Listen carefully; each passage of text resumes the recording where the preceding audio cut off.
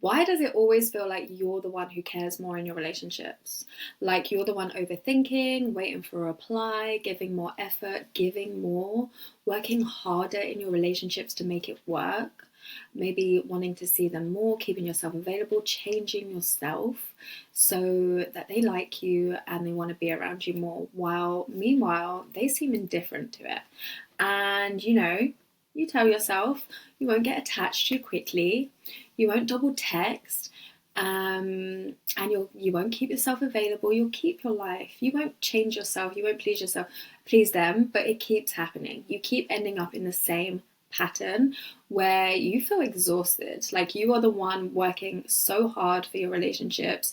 And it just seems to be the same thing, Maybe at first they start off and they're really interested and really working hard too, but then suddenly it just seems like you're the one doing all the work and really caring more about the relationship, caring more to maintain it, and it's really disheartening. And no matter what you do, it just feels like nothing's working. It's not getting you what you want, and you just keep working harder and harder. And I just want to tell you, this is actually not a dating issue, it's a pattern, and I'm going to explain to you exactly what's happening here and how to change it. Because once you understand this, you will never feel like you're the only one who cares ever again. And if you're new here, I'm Candice. I'm a trauma mindset coach, and I help people go from anxious in their relationships to secure, confident, and chosen. And just know that I used to be exactly like you. I used to be exactly where you are. I was very anxious in my relationships. I worked so hard in my relationship. I fixed and saved. I put my superhero cape on all the time to try and make a relationship work. And I always felt like I always cared more, I did more, and I was always the one trying to make people like me and love me and not leave me. So I know exactly how it feels and how difficult it is to break this pattern, and also why you must, because it's not giving you the relationships that you deserve. And it feels exhausting, like, let's be honest, I know. So what changed for me is I made this one shift that I'm going to explain to you in this video, so that you can make this change too. So firstly, I just want to give you a little bit of context as to why this is happening, because it's always important to understand the root cause for you to be able to change something, for you to have the self-awareness to then change it. So first of all, this is not random, it's a pattern playing out for a reason. You're not choosing people who care less, you're choosing people who match what feels familiar to you, subconsciously. It feels like love is an uphill battle for you, something you have to work hard for, because your nervous system has learned to expect that. So you might have friends, I know I experienced this when I was like this. I had friends that, like, they got into relationships so easy, love was easy for them, the people treated them so well, so easily, and they didn't have to work hard. In fact, it was the ones that didn't work so hard, they just, were enough as they were, and they're the ones that got commitment and treated well. And there was me working really hard in my relationships, and it was like a constant struggle, a painful constant struggle, an uphill battle, and nothing I did was enough. Perhaps you can resonate with this. Let me know in the comments. And let me tell you a little bit more about why this is. So you may think you want mutual love, balanced commitment that maybe you see your friends have, your secure friends have, but your nervous system is actually wired for imbalance. It's actually, idea of love is actually, it thinks like chaos and highs and lows is actually love, and sparks are actually love. And I always get messages from people when I say these things like, well, if there's no spark, there's no chemistry, I'm not interested. But actually it's just, and I would have thought the same, believe me, I would have been the same. But actually that's not love. Love feels safe, it feels secure, it feels good, and it feels consistent. But what's happening is your nervous system is wired for that chaos and that highs and lows, and anything else feels not right. It feels boring, it feels too easy, it feels like there's no spark, there's no attraction there. But actually that is the problem, because you're not going to be able to get a healthy, happy relationship that's balanced thinking from that place and with your nervous system wired for imbalance. And you subconsciously believe that you have to earn love, so you attract people that make you work for it. Yes, I'm just going to say that one more time. You subconsciously believe you have to earn love. So you attract people who make you work for it. And actually, it's the chase of it that feels like love to you. It's the chase of it. Actually, if you had somebody that was just giving you love, just for you being who you are, without the highs and lows, and was just consistent and easy and wonderful, you would feel really uncomfortable with that, and you'd probably sabotage it, push it away, because there's no spark, they're not the right person for you, and you're going to pick the person that is like that, because it's the earning of the love, it's the chase of the love that you are addicted to subconsciously. And I just want to be clear, this is subconscious. You're not meaning to do this, but it's really important that you understand that this is what's happening there if you want to change it and you truly want to have those healthy, secure relationships, which is totally possible once you rewire this for yourself, rewire your beliefs in your nervous system. So if your belief is, I always care more in my relationships, you will be drawn to people who give less. Yeah. It's not a what is the word? It's not a coincidence that every relationship you go into, it goes the same way. That you are the ones that are giving like 70-80% and they're giving like 20%, 20-30%. This is your pattern, and this is where it's coming from. And if you believe you have to fight to be loved, to be chosen, you will be drawn to relationships where you are always proving yourself, you're proving your worth, you're working hard for it. That is what is going on here. And just be clear, your nervous system doesn't care about finding you the best, healthiest, secure relationship. It just doesn't. It wants you to have what's familiar, which is a comfort zone, what you've always known. It doesn't know any better. It doesn't know what the best, healthiest relationship is. It just knows what you've already experienced it to have and to be programmed to. So that's what it wants. And anything outside of that, just it won't want you to have. So if you grew up earning attention from parents, for instance, caregivers, or past relationships, your nervous system memorized that. So perhaps you might have been in situations where you had to please to get your needs met. You had to fix and save parents to get your needs met. Maybe you didn't, you were in situations where you didn't always get the right enough attention to get your needs. So you had to work hard for that, like, attention from your family. You had to work hard for that, what your needs were. These are like some of the things. Or maybe you had to, be perfect. Maybe you had to be really academic in school, for instance. I've seen this happen.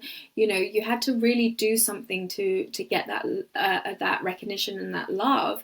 So you've subconsciously realized that to be loved, you have to work hard for it.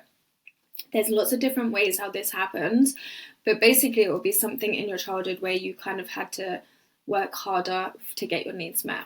So when someone pulls away, it actually triggers a deep need to prove yourself, because that's what you've always experienced. You would have probably had a situation in childhood where you worked hard, and then you learn, oh yes, if I work hard for this, then I'll get the attention and love that I need.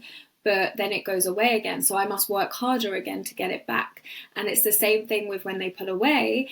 It triggers your need to prove yourself more, to work hard for it, to prove that you're worthy and that you're enough, to get it back. It's like a carrot being dangled for you, and you're running after it to get it back, and then somehow you might get it, but then it goes again, and you're like running after it.